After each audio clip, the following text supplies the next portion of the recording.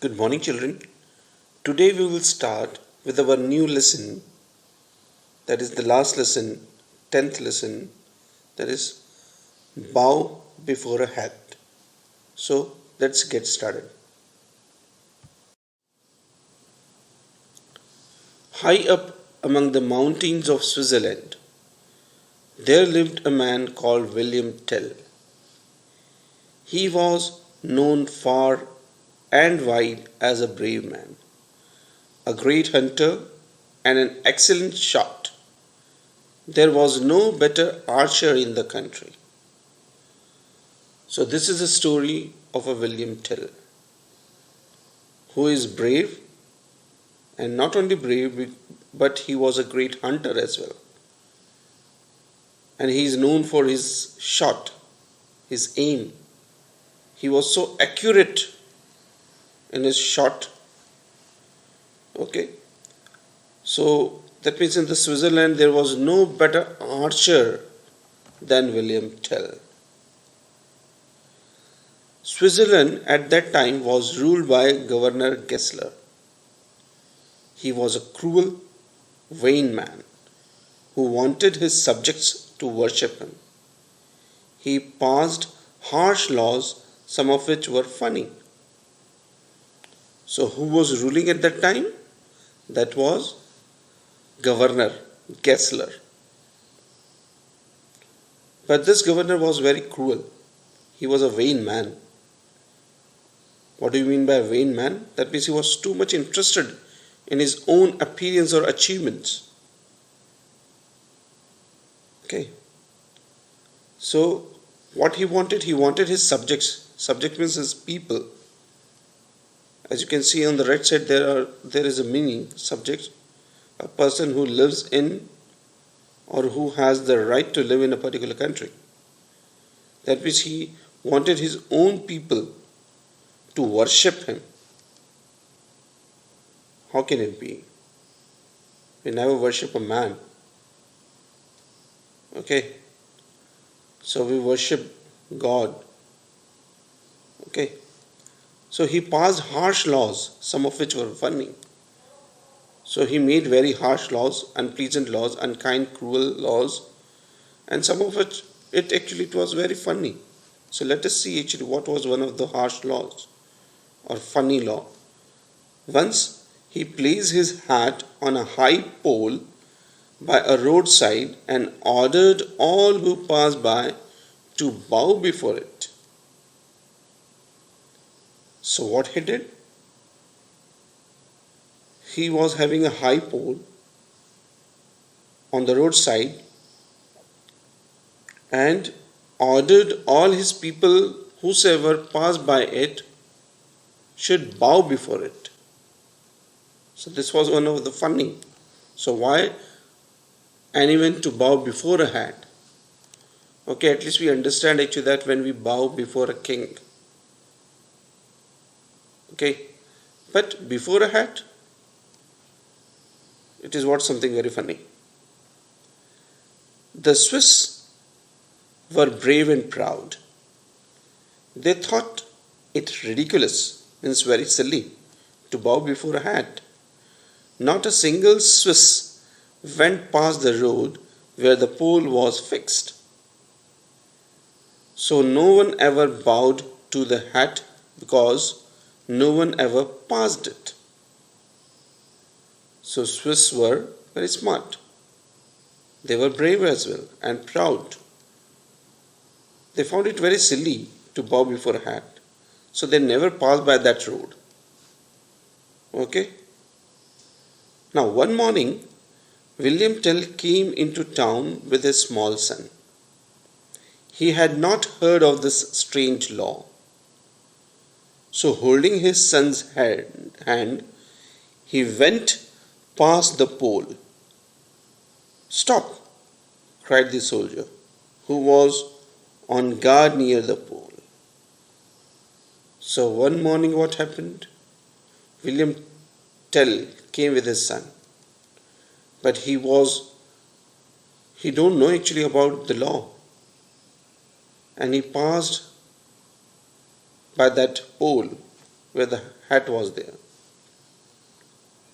So there the soldier was who was guarding that. So he stopped him. What's the matter?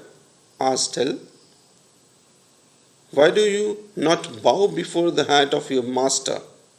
Asked the soldier. William Tell burst out laughing and said, who ever heard of a man bowing before a hat? I am not going to do it. So William Tell found it very silly and very funny. He laughed a lot. And he never heard actually that somebody is bowing before a hat. And he denied. He was not ready to bow before a hat.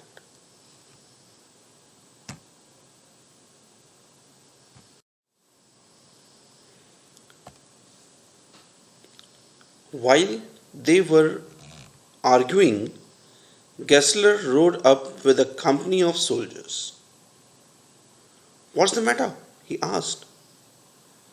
This man will not bow to your hat, sir, said the soldier. Gessler frowned and looked angry. What's your name? He asked. William Tell. So you are William Tell, the finest shot in the country, said Gessler sarcastically. I will give you a test.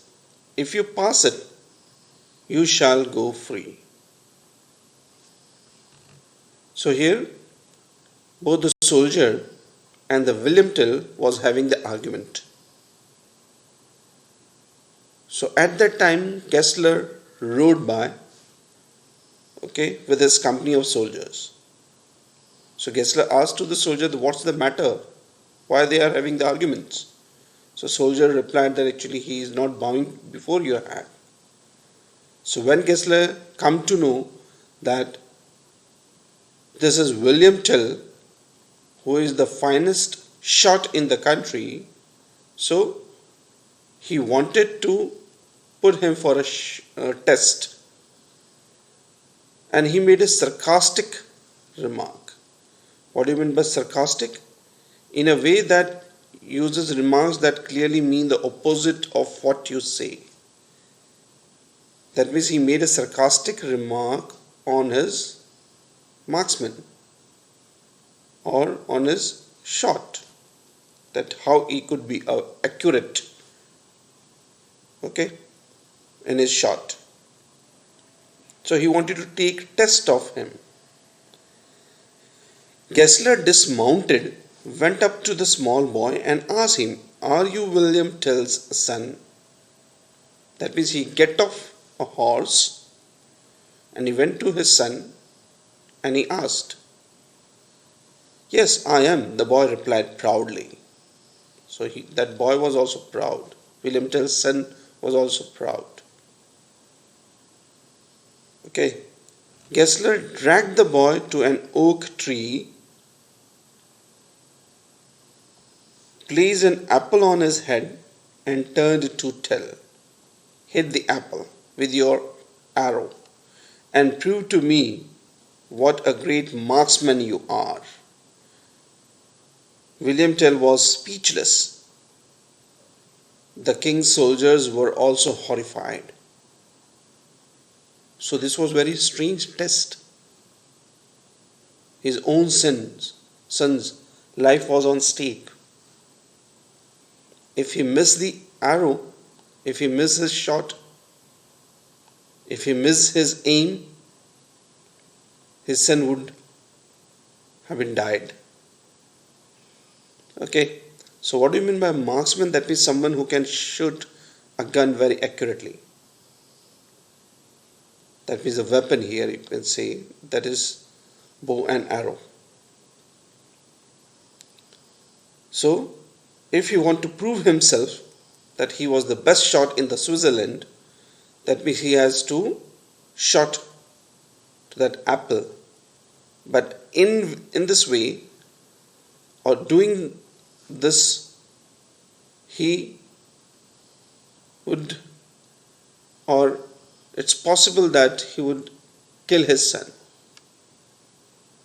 So he was, not only he, but his soldiers were also horrified. How can I shoot at my son? William Tell asked himself. Tell's son gazed at his father with love and trust in his eyes. So we can say that actually that his son, William Tell's son, was also brave, and he was having a trust on his father. Father, he said, please hit the apple and prove that you are an excellent marksman. I promise I will stand still. So he encouraged his father to shoot, and he knew very well that his father will definitely shoot that apple. He was having a lot of trust and he loved him very much.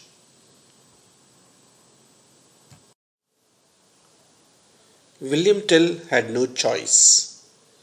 He took out 2 arrows. One he put in his belt and the other he strung to his bow. He took aim and shot. The apple split into 2. So here he took 2 arrows. One he put to his belt and other strung to his bow. Tell's son came running into the waiting arms of his father, and they clung to each other. Means again William Tell proved that he is the finest shot in the Switzerland, because he cut that apple into 2. And here Mr. Gessler, Governor Gessler, wanted to ask, before you go, called out Gessler, answer one question. Tell looked at him and waited. Why did you take out 2 arrows? Why did you put the second arrow in your belt? So Governor Gessler wanted to ask actually why he took out 2. Because he was just having the one chance only. So why he took out the other arrow as well? So looking into Gessler's eyes fearlessly.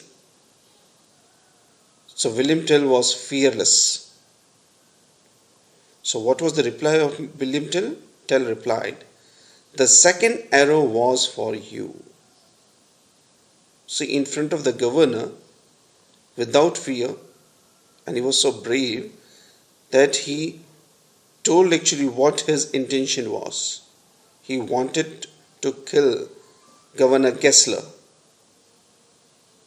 Why? Because if the first arrow had hurt my son, I would have used the second arrow. Means, if the first arrow would have missed or would have hurt his son, he would have killed Governor Gessler as well. So this is what we can say, that William Tell was very brave. He was fearless.